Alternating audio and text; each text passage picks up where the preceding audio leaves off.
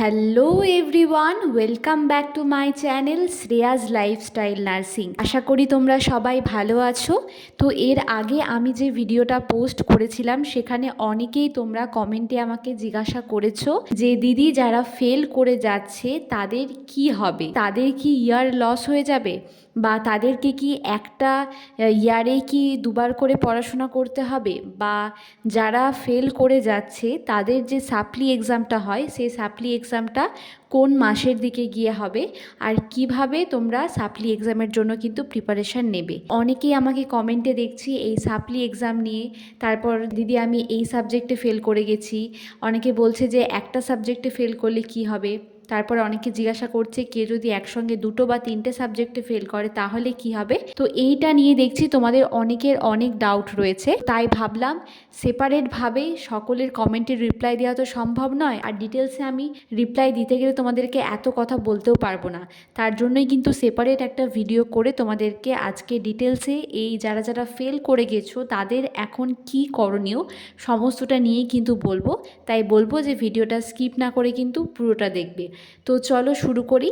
তো দেখো, আমি তোমাদেরকে আগেও বলেছি এখনও বলছি যে যে যে ট্রেনিংটাই করছো না কেন, কেউ যদি এএনএম ট্রেনিং করো, বা কেউ যদি জিএনএম ট্রেনিং করো, বা কেউ যদি বিএসসি ট্রেনিং করো, ঠিক আছে, যে যে ট্রেনিংটাই করছো না কেন সেটা ভালোভাবে মন দিয়ে করার চেষ্টা করো, ট্রাই করো যাতে হচ্ছে একবারে এক চান্সে বেরিয়ে যেতে পারো। কেননা কেউ যদি ফেল করে যায় ট্রেনিং চলাকালীন সেটা কিন্তু আরও অনেকটা বড় প্রেশার আর আরও অনেকটা বড় হেডেক। কেননা তোমরা জানো যে নার্সিংয়ে অনেক অনেক প্রেশার, তার মধ্যে যদি কেউ ফেল করে যায় তাহলে হচ্ছে তাকে সে যে ইয়ারে পড়ছে সেটা তো তাকে কন্টিনিউ করতেই হবে, তার সঙ্গে সঙ্গে কিন্তু যে ইয়ারে সে ফেল করলো সেটাকেও তাকে কিন্তু পড়াশোনা করতে হবে। তো দুটো ইয়ার একসঙ্গে পড়া মানে যে কতটা বড় চাপ তোমাদেরকে আমি বলে বোঝাতে পারবো না। যারা ফেল করে গিয়েছো, যারা অলরেডি এক্সাম দিয়েছো তারা জানো। তো সেই জন্যই বলছি চেষ্টা করো ভালোভাবে ট্রেনিংটা কিন্তু কমপ্লিট করার। তো যাই হোক, যারা ফেল করে গিয়েছো তাদের এখন কি করণীয় সেটা আগে বলি। দেখো, যারা ফেল করে গিয়েছো অনেকেই আমাকে যেটা জিজ্ঞাসা করছো যে তাদের ইয়ার গ্যাপ হবে নাকি, বলি যে না, ইয়ার গ্যাপ হবে না। মানে তুমি যে সালে ট্রেনিংয়ে ঢুকেছো, ধরো তুমি 2022-এ ট্রেনিং করছো, যারা তাদের তো কমপ্লিট হবে 2025-এ, তো তাদের ট্রেনিং কিন্তু 2025-এই কমপ্লিট হবে। তুমি তাতে ফেল করো না কেন তাতে কোনো যায় আসে না, কিন্তু সেই ইয়ারটা তো পড়াশোনা করতেই হবে। মানে ধরো তুমি ধরো ফার্স্ট ইয়ারের এক্সাম দিয়েছিলে, তারপর তুমি সেকেন্ড ইয়ারে, এখন রিসেন্ট তুমি পড়াশোনা করছো, এখন সেকেন্ড ইয়ারে তুমি পড়ছো, এবার ফার্স্ট ইয়ারের রেজাল্টে দেখা গেল যে তুমি হচ্ছে ফেল করে গিয়েছো। তো তাহলে তোমাকে কিন্তু আবার পিছিয়ে ফার্স্ট ইয়ারে যেতে হবে না, তুমি হয়তো সেকেন্ড ইয়ারেই পড়বে, কিন্তু কিছু মাস পর যে সাপ্লি এক্সামটা হবে সেই সাপ্লি এক্সামে কিন্তু তোমাকে ফার্স্ট ইয়ারের এক্সামটা কিন্তু দিতে হবে। মানে তুমি সেকেন্ড ইয়ারের পড়াশোনাই করবে, তার সঙ্গে সঙ্গে কিন্তু তোমাকে ফার্স্ট ইয়ারের পড়াশোনাটাও করতে হবে। এই কারণে, কারণ তোমার কিন্তু কিছু মাস পরে হবে সাপ্লি এক্সাম। তো আশা করি তোমরা বুঝতে পেরেছো। তো যেটা তোমাদেরকে বললাম যে ইয়ার গ্যাপ হবে না, কিন্তু সাপ্লি এক্সাম হয় মোটামুটি ধরো 6 মাসের মাথায়। কিন্তু এখন চলছে, রেজাল্ট বেরোলো তোমাদের তো ফেব্রুয়ারি মাসে, এপ্রিল, মে, জুন, জুলাই, আগস্ট, সেপ্টেম্বর, ওই আগস্টের শেষে বা সেপ্টেম্বরের শুরুতে ধরে রাখো সাপ্লি এক্সাম হবে। তখন যে যে সাবজেক্টে ফেল করেছো সেই সাবজেক্টের ওপর কিন্তু তোমাকে সাপ্লি এক্সাম দিতে হবে। তো বুঝতে পেরেছো তোমরা? তো সাপ্লি এক্সাম দিলে কিন্তু কোনোভাবেই ইয়ার লস হয় না, কিন্তু ওই যে ব্যাক টু ব্যাক দুটো ইয়ারের পড়াশোনা কিন্তু একসঙ্গে কিন্তু চালিয়ে যেতে হয়। এবার অনেকেই আমাকে জিজ্ঞাসা করছে কেউ যদি একটা সাবজেক্টে ফেল করে, বা আর কেউ যদি 3টে সাবজেক্টে ফেল করে, তো এর মধ্যে পার্থক্যটা কি। তো কেউ যদি একটা সাবজেক্টে ফেল করো বা কেউ যদি 3টে সাবজেক্টে ফেল করো, সকলকেই কিন্তু হচ্ছে গিয়ে সাপ্লি এক্সাম দিতে হবে। বুঝতে পারলে তো? একটা এক্সামে ফেল করলেও দিতে হবে, দুটোতে ফেল করলেও দিতে হবে, 3টাতে গিয়ে ফেল করলেও কিন্তু দিতে হবে। যেহেতু ফেল করে গিয়েছো আর কি করবে, কিছু করার নেই। তো যে ইয়ারে পড়ছো, যদি সেকেন্ড ইয়ারে পড়ো বা যদি থার্ড ইয়ারে পড়ো, সেই ইয়ারটাকে ভালোভাবে পড়াশোনা করার চেষ্টা করো যাতে নেক্সট ইয়ারে গিয়ে আর তোমাকে সাপ্লি দিতে না হয়।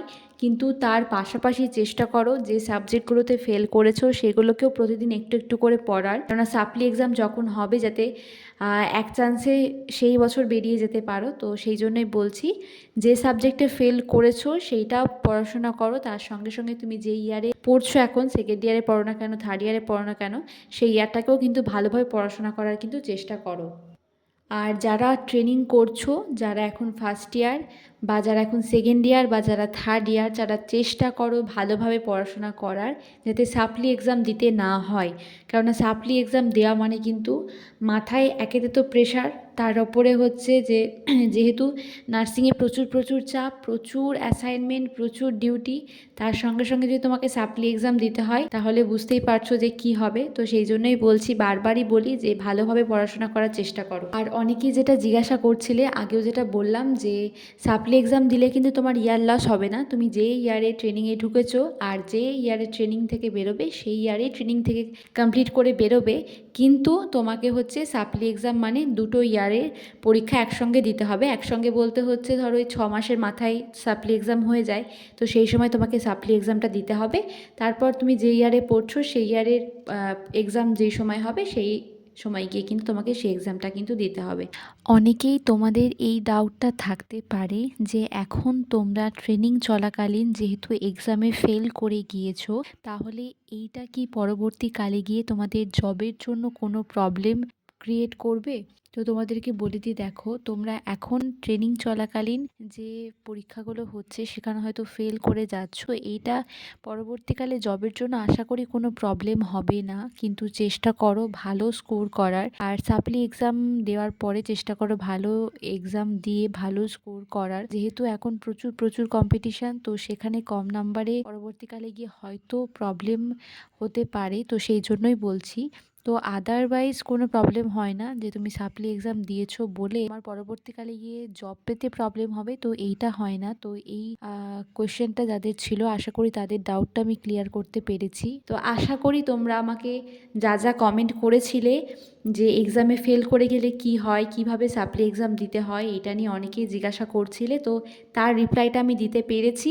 আর অনেকেই জানতে না, যারা নতুনভাবে ট্রেনিংয়ে ঢুকবে, যারা এখন প্রিপারেশান নিচ্ছ, তাদেরকে আমি বলে দিলাম যে সাপ্লি এক্সাম বুঝতেই পারছো যে চেষ্টা করবে যে যে ট্রেনিংয়ে ঢোকো না কেন যাতে সাপ্লি এক্সাম দিতে না হয়। তার জন্যই বলবো যে ভালোভাবে মন দিয়ে পড়াশোনাটা করো যাতে সাপ্লি এক্সামটা কিন্তু দিতে না হয়।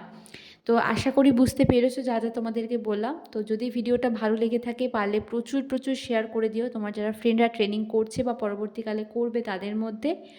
আর কোনো ডাউট থাকলে বা কোনো কিছু তোমাদের জানার থাকলে আমাকে কমেন্ট সেকশনে তোমরা কমেন্ট করতে পারো। আমি যদি তোমাদের উত্তরটা জেনে থাকি অবশ্যই রিপ্লাই দেওয়ার চেষ্টা করব। আর নেক্সট কোন টপিকের ওপর ভিডিও চাও সেটা আমাকে কমেন্ট সেকশনে কমেন্ট করে জানিও। আর যেটা বারবারই বলি, যারা এখনও সাবস্ক্রাইব করোনি সাবস্ক্রাইব করে আমার চ্যানেলের পাশে থেকো। যদি মনে হয় যে ভিডিওগুলো তোমাদের হেল্পফুল মনে হচ্ছে, আমি রেগুলার ভিডিও আপডেট দিতে পারছি না, চেষ্টা করব তোমাদেরকে রেগুলার ভিডিও আপডেট দেওয়ার। তো আশা করি ভিডিওটা তোমাদের অনেকটা হেল্পফুল হবে। সবাই সুস্থ থেকো, ভালো থেকো, সাবধানে থেকো। খুব শীঘ্রই দেখা হবে তোমাদের সাথে পরের কোনো ভিডিওতে। টাটা।